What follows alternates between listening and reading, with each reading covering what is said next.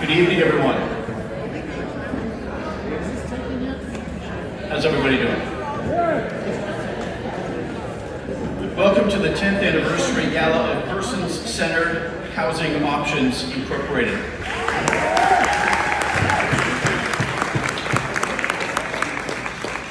My name is Berkley, Breen from News 10 NBC, and I'll be your MC tonight. Everybody in the room know a guy named Nick Coulter? Well, Nick's a neighbor of mine, so let me tell you some stories here. Every time I drive to work, I go by Nick's house, I say, I need to start working on my landscaping. It's a great family, he's got 2 great boys, and they're old school, by the way. Let me tell you what old school means. They will just come down to my house, knock on our door, and ask if my little boy wants to play. Now that's like 1970s stuff. Half the time I'm texting parents, are you around? How about 4:45 to 4:50? Maybe we can play then. No, not the Coulter boys. They just come down, knock on the door, and I love it.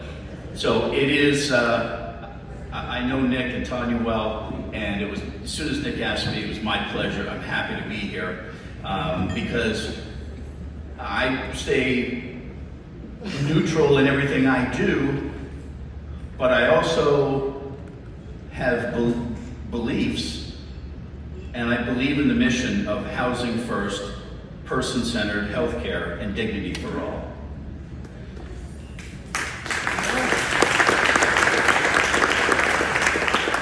Let's take a moment to express our sincere gratitude to our title sponsor, Andy Nahas. Andy's sitting right up here at the front, my left, your right. Andy, thank you for your incredible generosity, your unwavering support for this work. Year after year, you have redefined what support looks like as this event grows into what it has become today. Andy, thank you very much. Folks, let's thank Andy.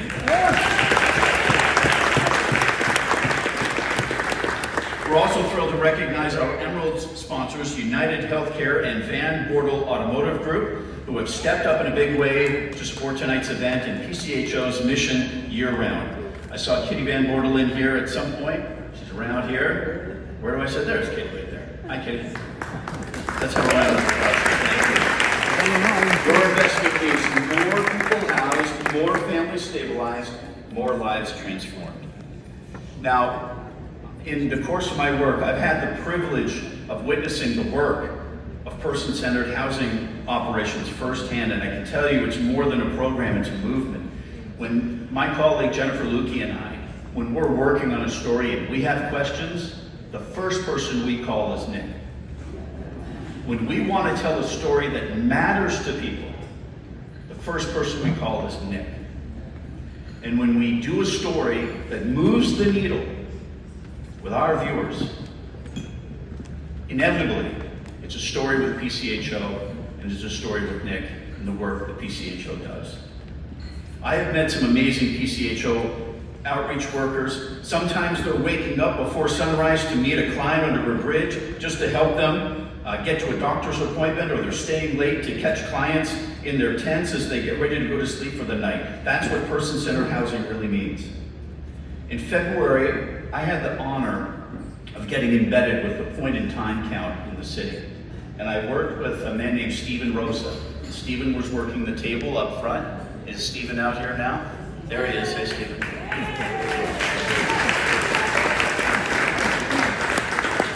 We were on North Clinton Avenue, and I think you're going to remember this. We were talking to a 48-year-old man who'd been homeless for 10 years, and Stephen was asking him why he wasn't in a shelter. We met a 30-year-old woman who was homeless, and she was pregnant. We met another young man who, by the way, was dressed as if he was working at Channel 10, but he was homeless after a stint in federal prison. And I remember asking him, how do you stay warm? And he said he just walked. He just walked to keep his body warm. Wow. So we met incredible people. And I asked Stephen, especially after we met the 48-year-old man, what did you just learn? And here's what Stephen told me.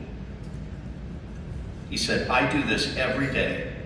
I see these guys every day. And all I learned is that they need to be loved. It's care without conditions, support without judgment, and housing as a human right. And that's the work PCHO, Stephen, Nick, and Andy, they do, that Andy and Kitty support, and then all of you here tonight are going to help support as well. So let's give you a sense of what's going to happen. Tonight you're going to hear powerful stories of transformation. You're going to meet some extraordinary staff who make this work happen every day, quietly, urgently, compassionately. Take a look at the place setting in front of you. You're going to notice a couple of things. You're going to see our event program so you can follow along. You're going to see a story booklet beautifully crafted by our friends at the Ardent Group. There's a 10th anniversary mug that's yours to take home. And most importantly, a donation card to help for our paddle call happening later this evening. That's your chance to directly fund the life-saving work that PCHO does across our region. The bar is going to be open all night, so please make yourself comfortable, grab a drink, settle in for what promises to be a meaningful, joyful, fun night. But now I want to officially kick things off, and it's my pleasure to introduce someone who's been with PCHO from day one, a co-founder and a leader and a tireless advocate. Please join me in welcoming the CEO and co-founder of Person-Centered Housing Options Incorporated, Mr. Chuck Albanese.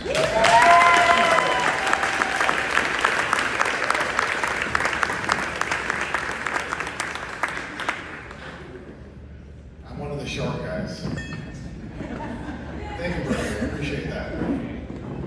The first thing I want to do is thank two important people, because without these folks, we wouldn't be here tonight, and that's Nick and Martha. Martha, are you out there somewhere? Where's Martha? Martha needs a week off after this event. She's probably at the registration table. But without Martha and Nick, putting hours of time into this event, we wouldn't be here. So thank you.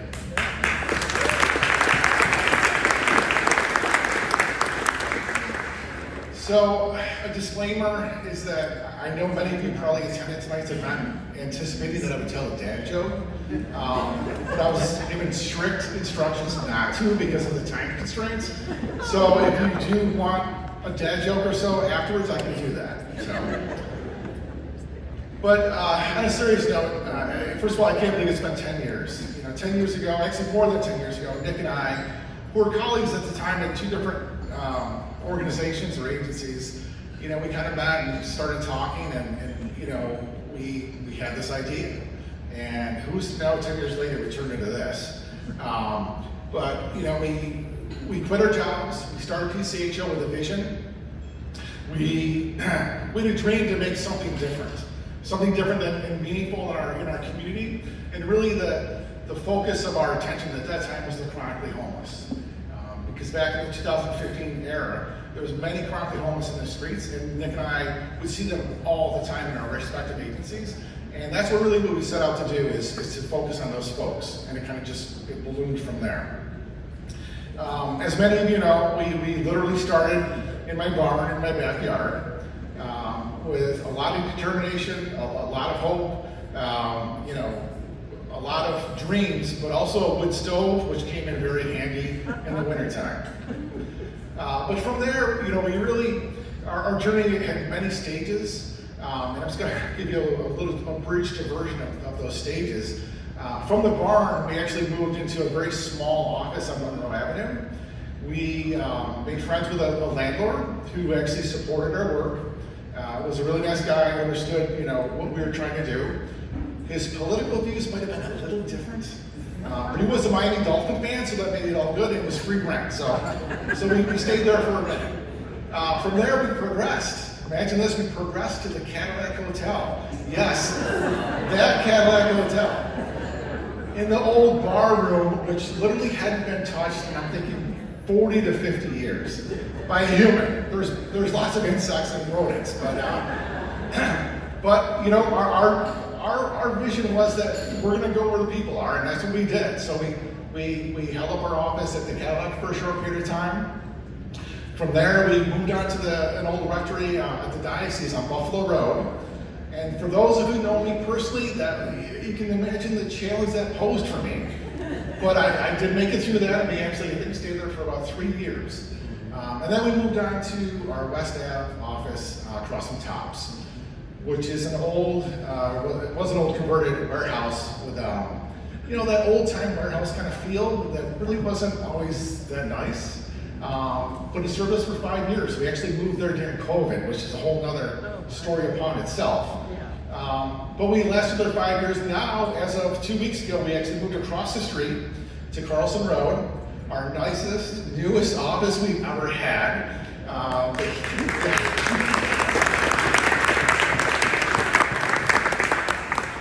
We don't have to worry about a good stove. We don't have to worry about freezing temperatures or too hot, too cold. So we're very excited about that.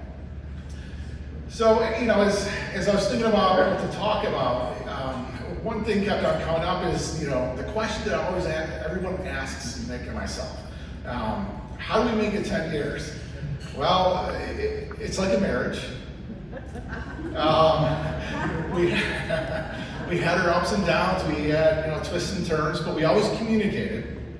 And really that's been an important part of how Nick and I survived each other, but also the agency as well. But if you look at the success that we've had, for me, I like to relate to food. I'm very food oriented. But I came up with 4 main ingredients, which is really the reason why we're still here. And the first reason is our staff. Before staff get nervous, I'm not going to ask you to come up here like last year. I got all sorts of hate mail.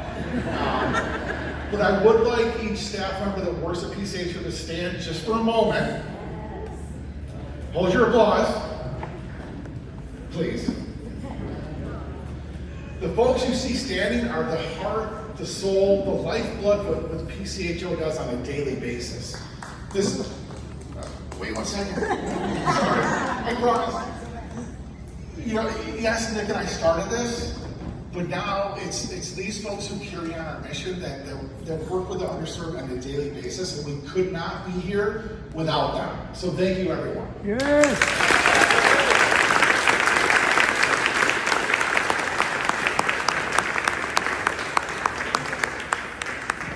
And Steve and Rosa, you better be crying, otherwise I'm going to be sad. The second ingredient is our supporters and our donors. We've had many supporters and donors over the years, and you've believed in our mission. You've financially, backed us, which we could not have done it without you in some of the lean years. So we really appreciate that. The third ingredient, which is a very important ingredient, is our board.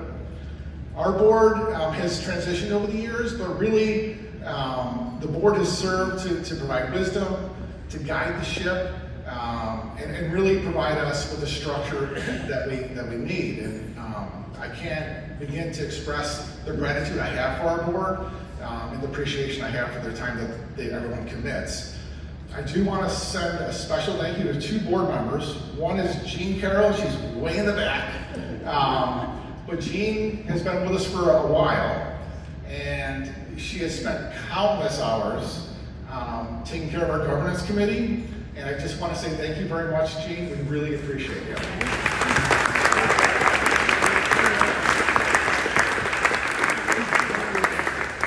And then I'd be remiss not to talk about Alan Handelman. Alan, without you, I would not have any sanity left in my life. And I have to say, you are truly my spirit animal. And if ever there comes a day where I do grow up, I want to be just like you.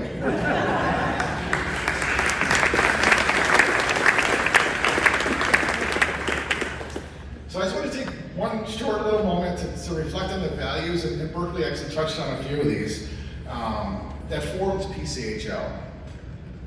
They're certainly not just slogans, they're basically the soul of who we are. And the first is housing first. Nick and I set out to build PCHO on the housing first model. Housing first works. It's evidence-based. There's tons of empirical evidence out there, and PCHO is a true attestation that it works. The other value is housing is a human right. Everyone deserves a safe, affordable home. Affordable is questionable nowadays, but everybody deserves that. Equity. We recognize that not everyone starts in the same place, and really appreciating their unique situations. Dignity. We see people as individuals, not as problems. And lastly, compassion.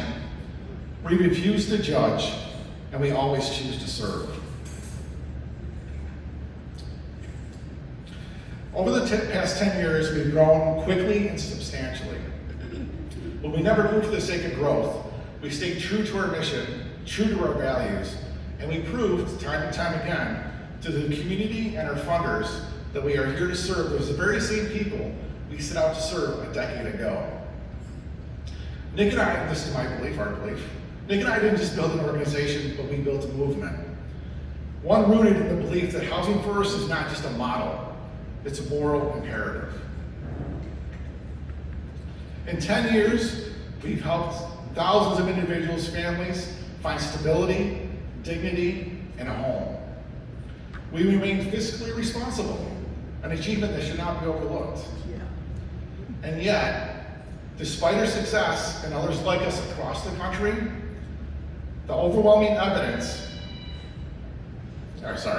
despite the overwhelming evidence, our approach is now under attack by the federal government. I won't let that overshadow our celebration, but I must say the policy changes that are being made or recommended are not only disappointing, they're dangerous and a threat to our democracy.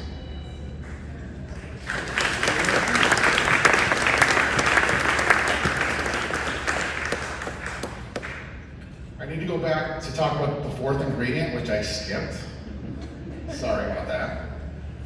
To me, the fourth ingredient is the most important. I can't believe I skipped it.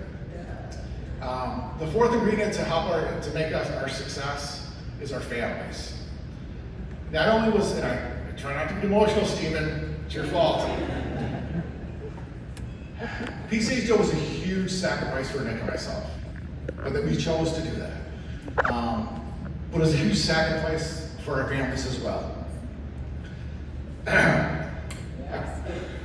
Take your time, buddy, take your time. Nick's wife, Tanya, if you want to stand. My wife, Michelle.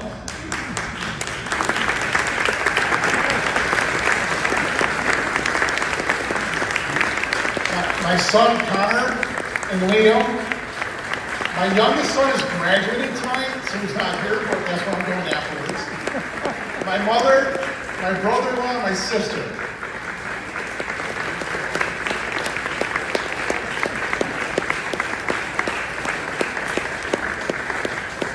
We had some really lean times in the first couple of years, and if we didn't have the love, the backing, the support of our families, we would not have existed. So I apologize for missing my fourth ingredient, but thank you.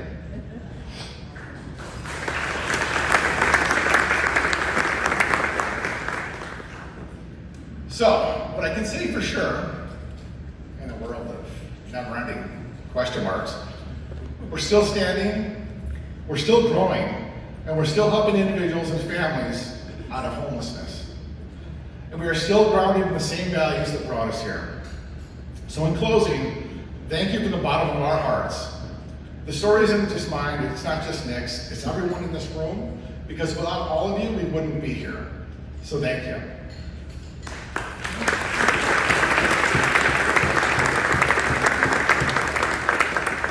We're going a little off script because Mr. Handelman would like to come up for a minute.